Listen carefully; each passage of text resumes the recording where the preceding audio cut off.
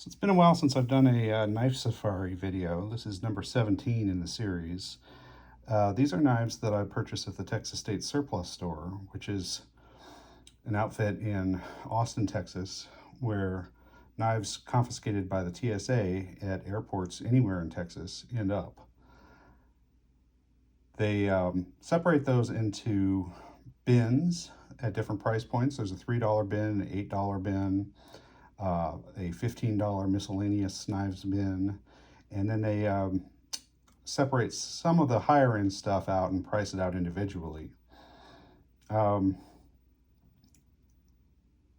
getting a little savvy about knives and the value of knives, and so it's not as easy to find a colossal bargain there as it was a while back. These videos may have something to do with that. If so, I'm sorry to the bargain hunters.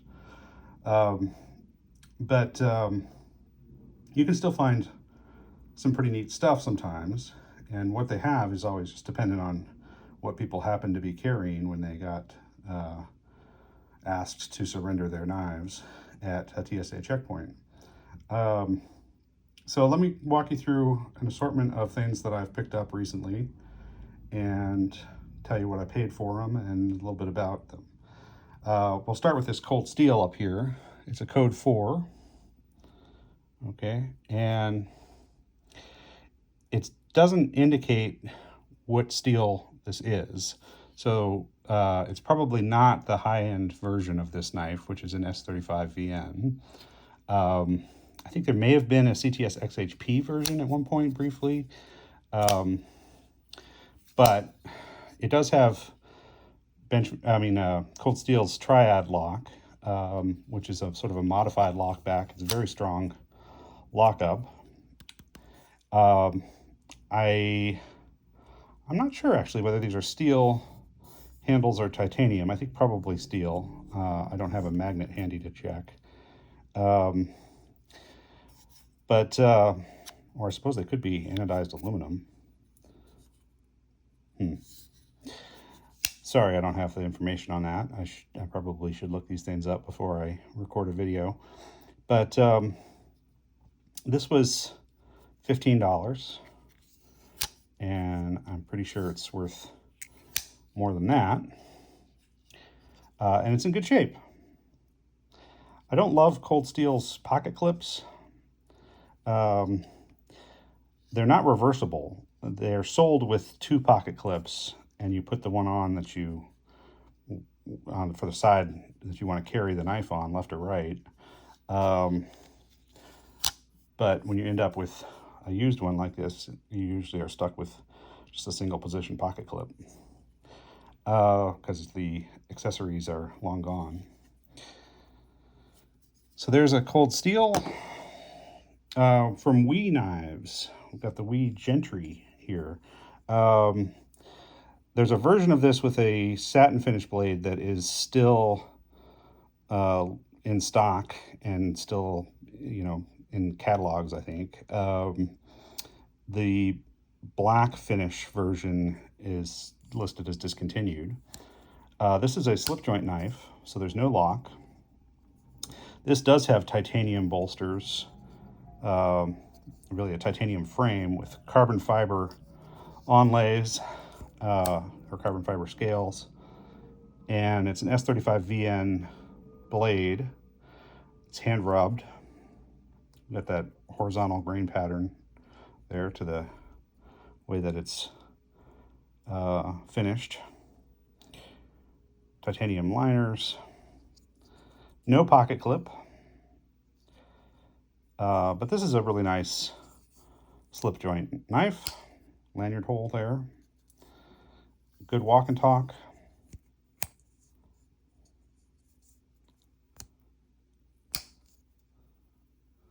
Okay.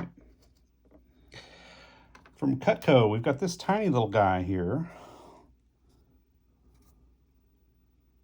Cutco model 1887. It's a USA-made knife, I believe in 420 HC steel, fully serrated, and tiny. You can get a good little pinch grip on there, or you can get sort of a almost a 3-finger grip on this little nylon handle. Cutco has an almost cult-like following, so there are definitely fans out there who love these lockback knives from Cutco. I paid $3 for it. Oh, and this was $60. I think they go for over $150, I think, new. And this one's pretty close to new condition, just doesn't have a box. The Wii Baby Banter, paid $30 for this guy. It's a Nitro V steel, I believe. Yep, Nitro V.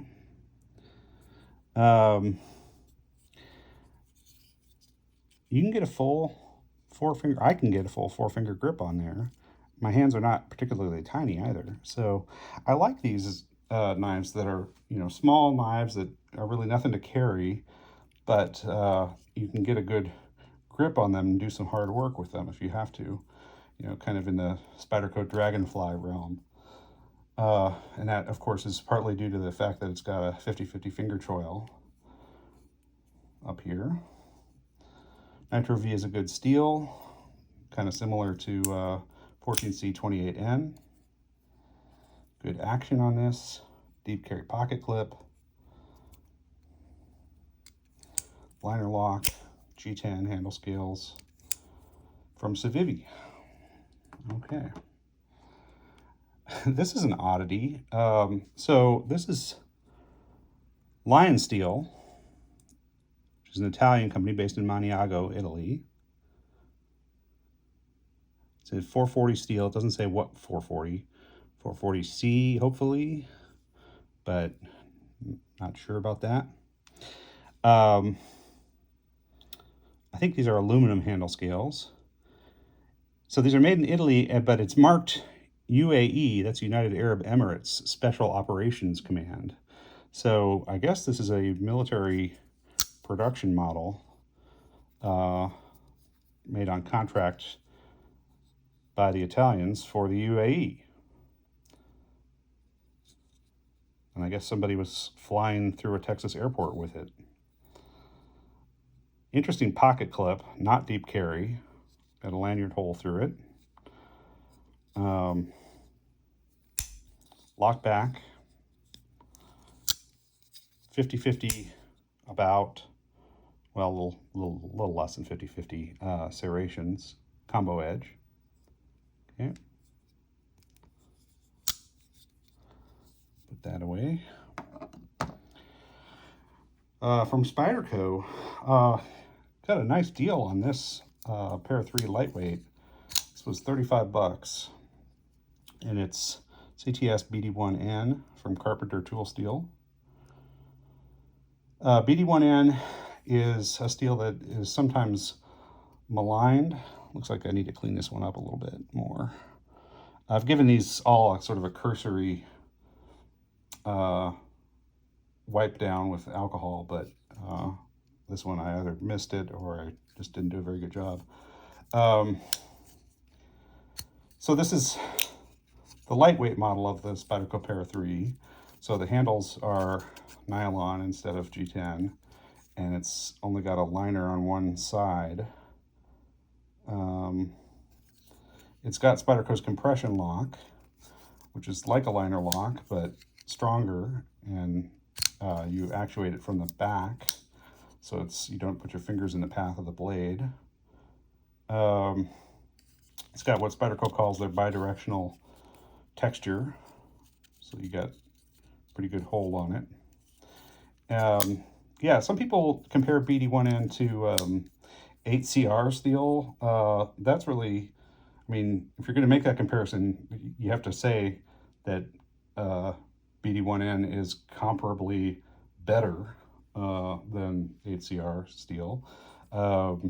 It's going to have better edge retention for sure. So I think that's maybe not the best comparison to make, but I've seen people making that. I think that just in the fact that it's sort of a budget steel is probably where people are coming from, but the performance is better on this. Para 3, of course, is a popular knife model. This has got a wire pocket clip, deep carry. It's reversible. Yeah, not much else to say about it. It's flat grind, full height flat grind, and it's in good shape. Leatherman. This is the Leatherman Skeletool CX. CX is for the carbon fiber version of the Leatherman. This has a tiny little piece of carbon fiber here, whereas the regular model of Leatherman has a piece of plastic there instead.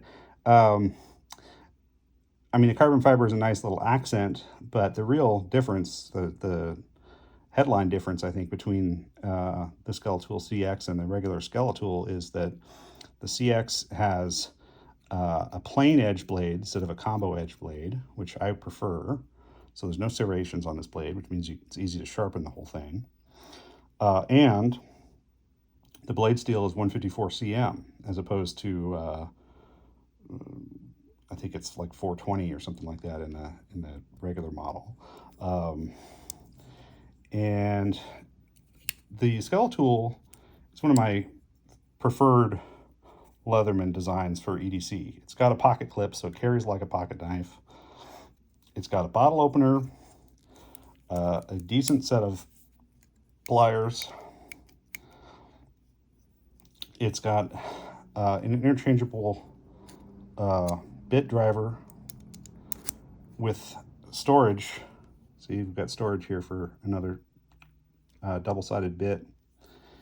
And it's got a bottle opener, cap lifter, and a knife that's accessible from the outside. So you don't have to open the whole thing up to get the knife blade out. It's got thumb hole deployment. And it's smaller and lighter than, you know, most full-size Leatherman tools. So of all the Leathermans I've owned, I've carried a CX more than I've carried anything else.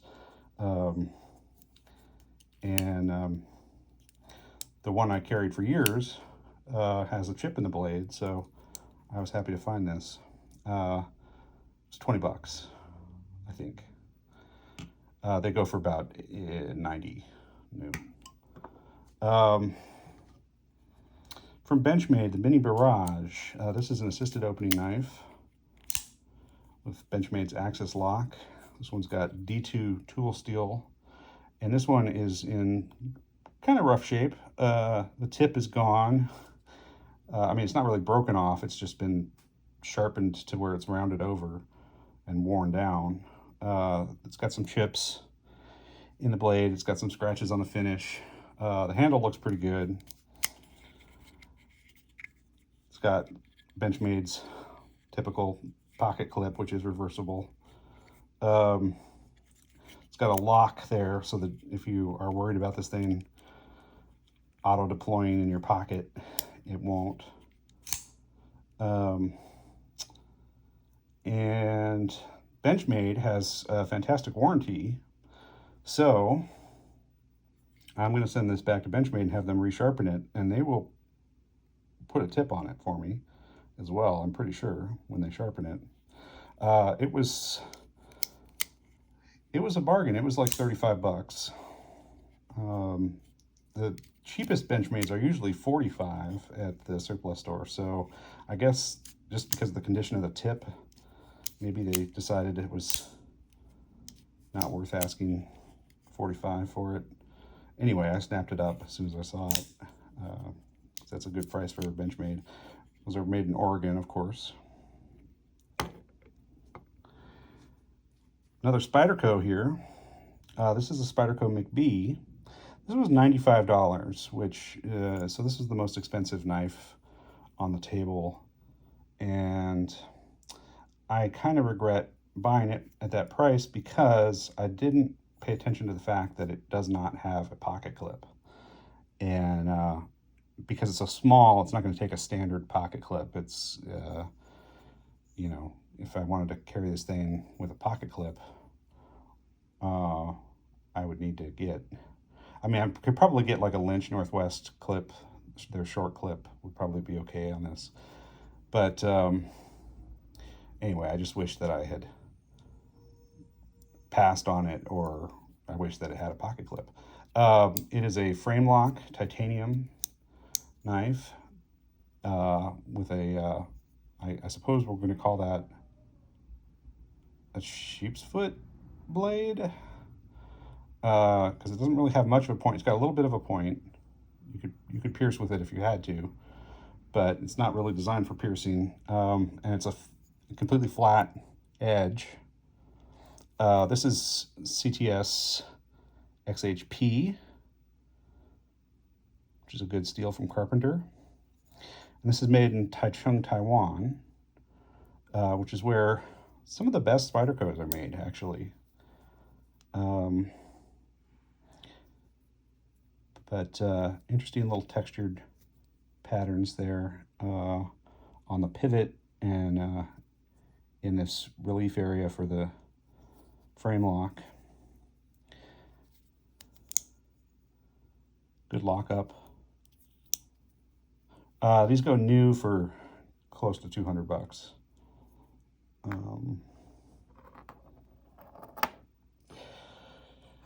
Here's an old Kershaw I picked up for $3. On this side it says Kershaw, Oregon, USA, and on this side it says by Kai, Japan. And what does it say there, 2000 or 2006? I think it's 2000. So it's a 25-year-old knife.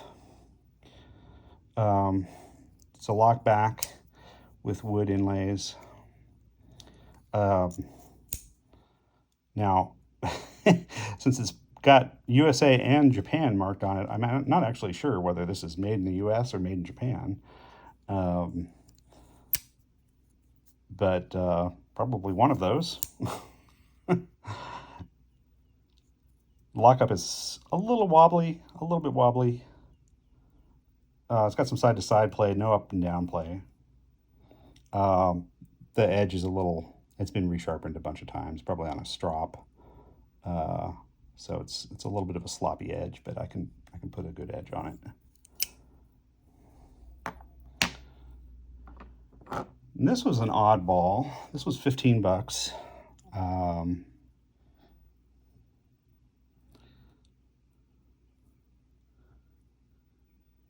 Class, R Class, 155th anniversary model. A little bit of wiggle in there, not too bad. Stag handles, I think, jigged. Maybe they're bone handles that have been dyed. Interesting profile. It's a real slender little thing. It's a lock back.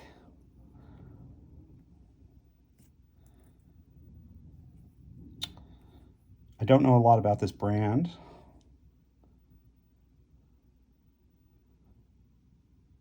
But that's the kind of thing that some people collect. So I could probably find a home for this. And lastly, sorry, I keep bumping the camera. Lastly, I've got a Kaiser here. This is designed by, I'm not sure how to pronounce this guy's name, Matt Cucchiara, I think, and the model is the Dukes. There is a high-end version of the Dukes with titanium handles, and I think an S35VN blade. This one, it has N690 steel, which is not as premium, but still pretty good steel, and a textured G10. Good flipping action. This is part of Kaiser's Vanguard series. This is the less expensive line of Kaiser knives, but still, you know, going to be a lot more than the 15 bucks I paid for it. It's It's on bearings, I'm pretty sure. I'm almost positive it's on bearings. Not a deep carry pocket clip, kind of a spoon build thing. Looks like I need to swab it out, and the inside there, it's got a lot of pocket lint accumulated in there. But yeah, decent little knife. So there we go. I've been to the surplus store several times since the last video I made, so I've got quite a few of these videos backed up that I need to shoot. But you know, I enjoy bargain hunting and finding these treasures, so I hope you enjoy watching the videos about them. Please go ahead and give this video a like if you liked it, and subscribe to my channel if you want to see a lot more knives. Thanks. Bye.